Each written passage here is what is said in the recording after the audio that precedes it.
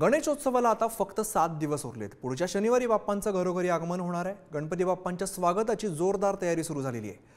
गणेशोत्सवाआधी शेवटचा वीकेंड असल्यामुळे आज बाजारपेठेमध्ये खरेदीसाठी मोठी गर्दी आहे।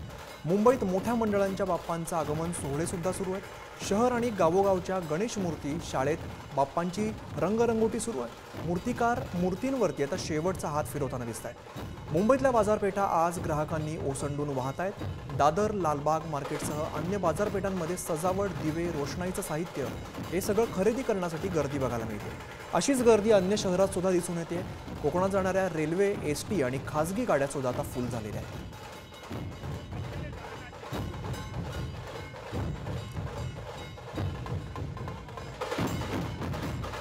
तीन दृश्य आपण सध्या बघतोय। बाजारपेठा आता गजबजलेल्या आहेत, फुललेल्या दिसत आहेत। तर इकडे मूर्तीशाळांमध्ये सुद्धा मूर्तिकारांची मोठी लगबग बघायला मिळत आहे। रात्र जागवल्या जात आहेत। तर तिसरीकडे आगमन सोहळा सुद्धा आता सुरू झालेला आहे। अनेक मोठ्या मंडळांच्या गणेश मूर्तींचं आता आगमन सुरू झालेलं आहे।